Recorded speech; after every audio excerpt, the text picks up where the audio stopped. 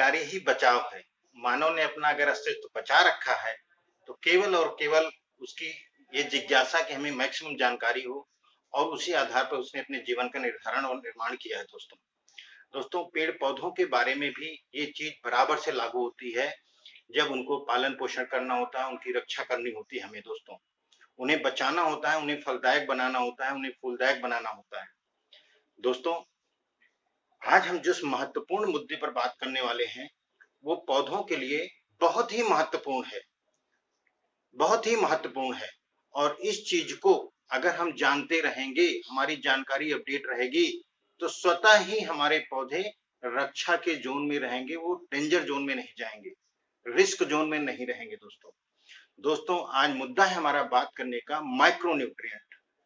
Micronutrient नाम से स्पष्ट है दोस्तों, माइक्रो माने होता है सूक्ष्म, थोड़ा, बहुत कम, न्यूट्रिएंट पोषक तत्व। ऐसे पोषक तत्व जो हमारे पौधों को बहुत थोड़ी मात्रा में जरूरत होते हैं, उन्हीं को हम लोग एक टर्म दे दिए हैं माइक्रोन्यूट्रिएंट। ठीक, एक चीज।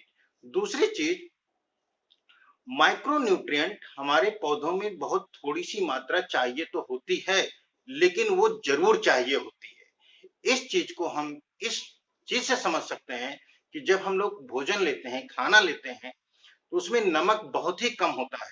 लगभग दिन भर में एक एडल्ट 1 चम्मच 5 ग्राम के आसपास नमक लेना चाहिए उसको दोस्तों, और लेता भी है। ठीक है, लेकिन उसी नमक के अंदर आयोडीन होता है। आयोडीन होता है, उसकी मात्रा और भी बहुत कम हो गई। ठीक है, 150 माइक्रोग्राम के आसपास एडल्ट डोज डिसाइडेड है। ठीक है दोस्तों, 150 माइक्रोग्राम के आसपास। थोड़ा सा अगर कुछ महिलाएं हैं फीडिंग वगैरह करा रही है तो उनमें ज्यादा जरूरत पड़ सकती है। ठीक है, ये एक मेडिकल पार्ट है। मेरा ये कहना है कि अगर आयोडीन हमारे अंदर कम हुआ, बहुत सूक्ष्म में जरूरत है, तो केवल थायराइड रिलेटेड ही डिसऑर्डर नहीं क्रिएट होंगे। थायराइड हार्मोन को जनरेट करता है आयोडीन, वही डिस्टर्ब नहीं होगा, तो फिर डिस्टर्बेंस की चेन शुरू हो जाती है शरीर में, और वो मल्टीपल प्रॉब्लम का कारण बनती है। उसी तरह दोस्तों माइक्रोन्यूट्रिएंट जो कि बहुत ही सूक्ष्म मात्रा में जरूरत होती है हमारे पौधों को, अगर वो कम हो गए तो एक सीरीज ऑफ दी प्रॉब्लम शुरू हो जाएगी, पौधे हमारे सरवाइव नहीं कर पाएंगे। तब भी जबकि हमने उनको nitrogen, phosphorus, potassium, calcium, iron, magnesium ये सब अच्छी मात्रा में दे दिया है, तब भी क्यों? क्योंकि इनकी कमी से इनका एब्जॉर्प्शन भी वीक हो जाता है, वो ले नहीं पाते हैं। ये है माइक्रोन्यूट्रिएंट्स की importance. Zinc, boron, molybdenum, iron, nickel, ये सब ऐसे माइक्रोन्यूट्रिएंट हैं जो कि हमारे पौधों को चाहिए ही चाहिए होता है सूक्ष्म मात्रा में। तो ये हमने आपसे इसकी इंपॉर्टेंस को शेयर किया।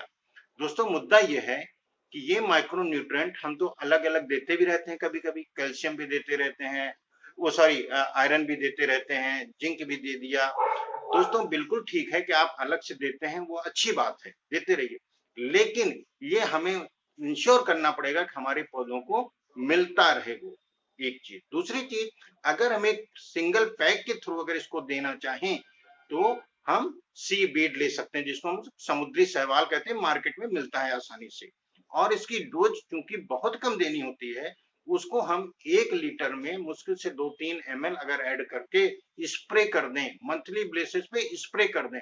दोस्तों माइक्रोन्यूट्रिएंट को प्रीफर ये किया करना चाहिए हम लोगों को कि हम स्प्रे करें, रेदर देन कि उसमें हम मिट्टी में मिलाएं, एक चीज। दूसरी चीज इस बारे में बात करता हूं कि ये कौन से कारण है, कौन से कारण है दोस्तों जो कि माइक्रोन्यूट्रिएंट की शॉर्टेज को बढ़ा देते हैं। वैसे तो दोस्तों जनरल देखा जाए तो माइक्रोन्यूट्रिएंट हमारी पृथ्वी में मतलब मृदा में, मिट्टी में बहुत सारे पाए जाते हैं, लेकिन जब वही मिट्टी हमारे गमलों में आ जाती है तो माहौल बदल जाता है।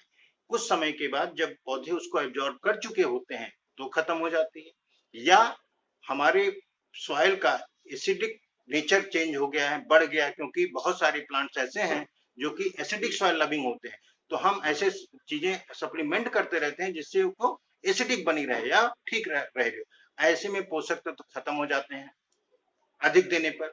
दूसरा, कैल्शियम फास्फोरस अगर ज्यादा हो गया तो हमारे पोषक तत्व खराब हो जाते हैं। अगर हमने ऑर्गेनिक फर्टिलाइजर बहुत डाला तो हमारे पोषक तत्व गमलों के खराब हो जाते हैं।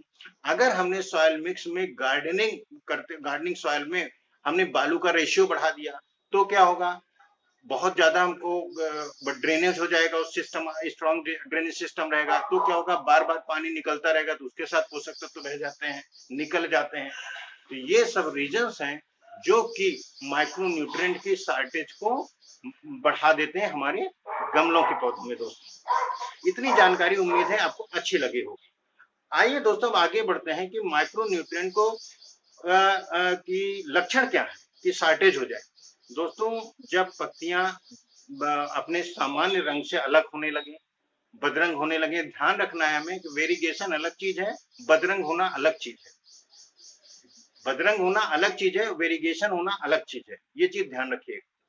उसके अलावा फूल जल्दी नहीं आ रहे हैं तो टूट के गिर जा रहे हैं। अगर थोड़ा बहुत पोषक तत्व उसमें पाए गए, पता लगा फूल तो बन गया लेकिन फ्रूट बनने में बहुत दिक्कत आ रही है, तो और बन भी गए तो वो डेवलप नहीं हो रहे हैं। ये सब शॉर्टेज माइक्रो न्यूट्रिएंट की शॉर्टेज को बताते हैं। तो जो हमें मैनेजमेंट देखना है दोस्तों इसका कि हमारे ऐसा नहीं कि हमने सप्लीमेंट कर दिया और बात बन गई, हमें प्रिकॉशन स्टेप, हमें एनपीके को रोकना पड़ेगा अगर हमने एक टाइम विशेष को दे रखा है। हमें एसिडिक सॉइल जो हो सकता है ज्यादा हो गई उसको भी देखना पड़ेगा कि अगर हमारे पौधे बरसात में हैं पड़े हैं, ठीक है, बारिश हो रही लगातार तो सॉइल एसिडिक हो सकती है, ऐसे में उनको वहां से हमको रिप्लेस करना पड़ेगा थोड़े समय के लिए। हाँ ये ध्यान रखना है कि हमें सूरज की रोशनी का प्रबंध करना है। अगर वो बहुत अच्छी लाइट वाले पौधे हैं तो भी हमें कम से कम ब्राइट लाइट में उनकी पोजीशन को कुछ दिन के लिए करना चाहिए। तो उम्मीद है दोस्तों जो माइक्रो न्यूट्रिएंट को लेकर के आपका जो भ्रम रहा होगा इस बात को, और खासकर उसके महत्व को समझने में, खासकर इसके महत्व को समझने में इस वीडियो से बहुत आसानी होगी। और कोई आपको जानकारी चाहिए तो मैं आपको बिल्कुल दूंगा, कमेंट पे आप अपने क्वेश्चन को लिखें। Thank you.